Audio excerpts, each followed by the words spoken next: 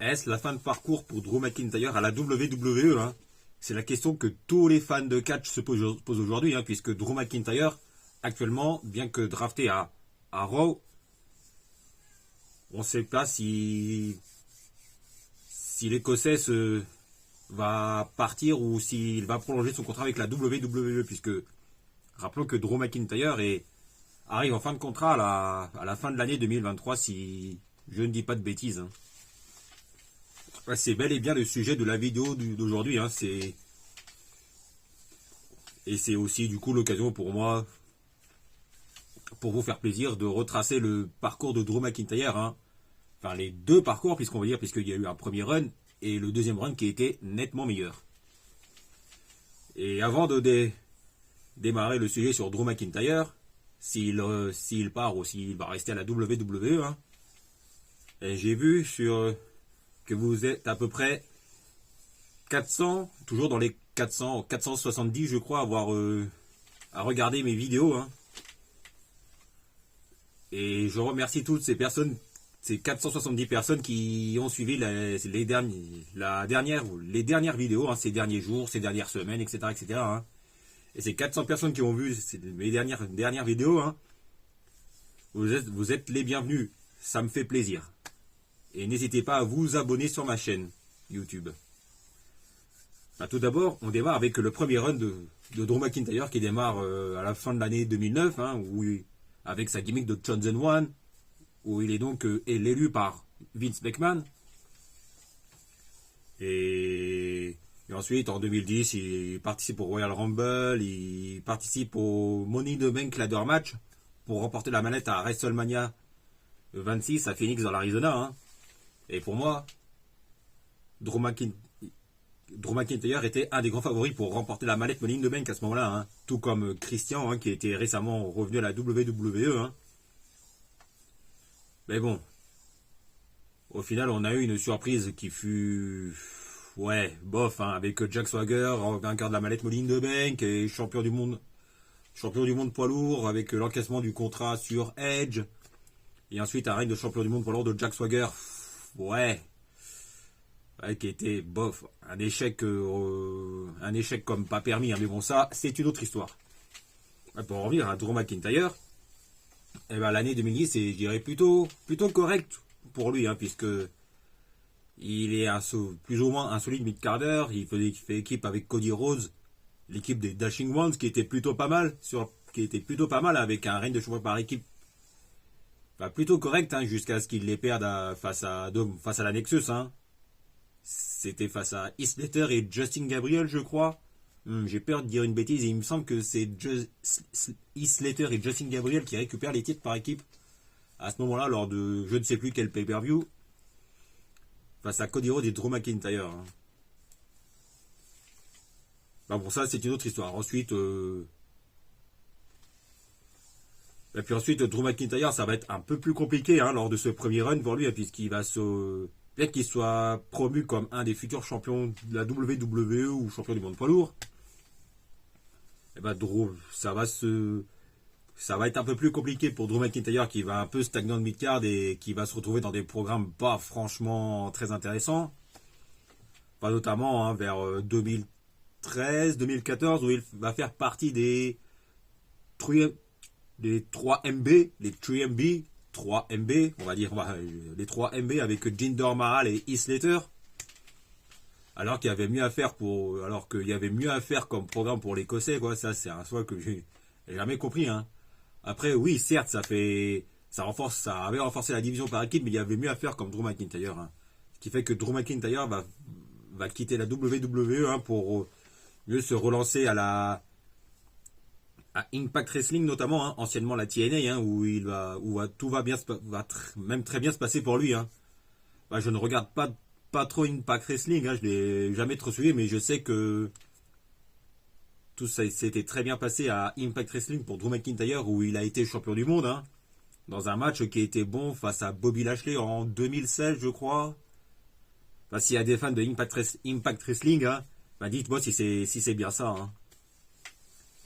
Et ensuite, Drew McIntyre revient petit à petit au top, hein, dans le monde du catch, et va même revenir à la WWE, hein, afin d'avoir un deuxième run qui sera nettement meilleur que la première. Hein, où il va se relancer dans un premier temps à NXT pour ensuite, afin de mieux se relancer ensuite dans le roster principal. Là, il me semble que c'est à Raw, SmackDown, je ne sais plus, où il fait équipe avec Dolph Ziggler, avec qui il est champion par équipe, de Raw, de SmackDown. Ben, j'ai peur de dire une bêtise, il me semble que c'est ça. Hein. Et ensuite, Drew McIntyre va décider d'avancer tout seul hein, afin de progresser et de se faire une place dans le main event et dans la course au titre mondial. Hein. Et c'est à partir de ce moment-là, vers 2019 à peu près, où Drew McIntyre va vraiment être pushé énormément hein, dans le haut de la carte, hein, où il va grimper doucement mais sûrement hein, dans le main event et dans la course au titre mondial. Hein. Et ça se confirme en 2020 où lorsque Drew McIntyre participe au Royal Rumble et élimine Brock Lesnar au milieu du Royal Rumble. Hein, mais je ne sais plus à quelle place, mais c'est dans le milieu. Hein, au milieu du Royal Rumble match. Et ensuite Drew McIntyre remporte le Royal Rumble comme prévu. Hein. Il y a la célébration du public et tout ça. Hein.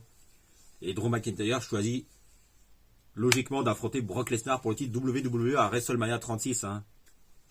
Et bon, après, on connaît la suite. Hein. Drew McIntyre, certes, remporte le titre mondial enfin face à Brock Lesnar dans le main event de la nuit 2 de WrestleMania 36. Hein.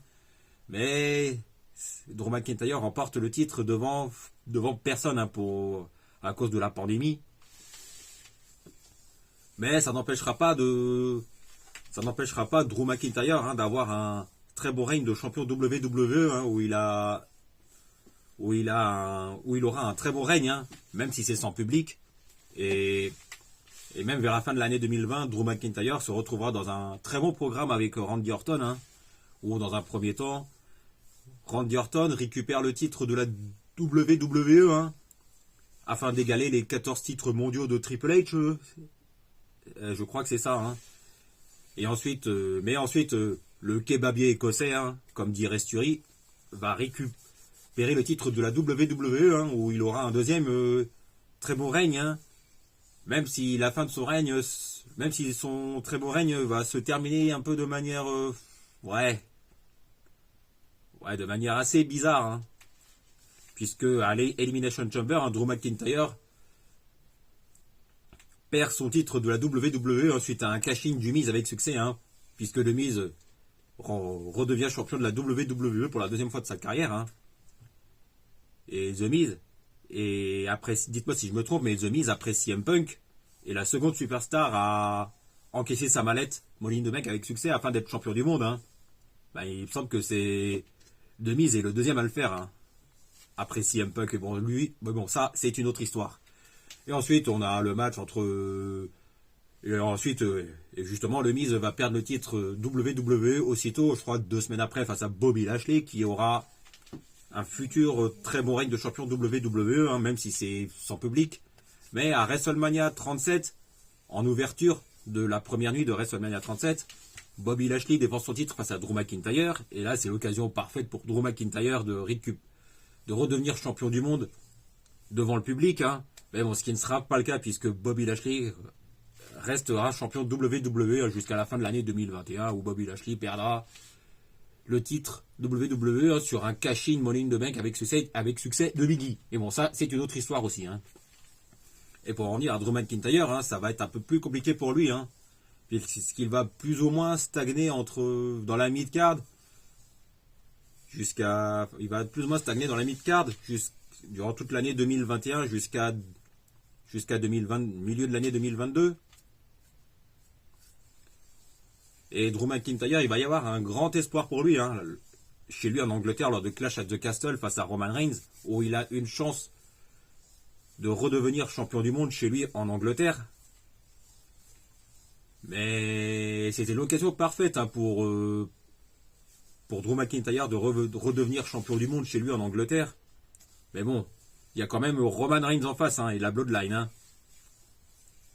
Et au final, hein, on connaît tous le résultat. Hein, Reigns a finalement conservé son titre de WWE Universel unifié à Cardiff. C'était début septembre 2022. Hein. Et bon, ce qui fait que depuis, Drew McIntyre galère un peu dans la mid-card. Hein,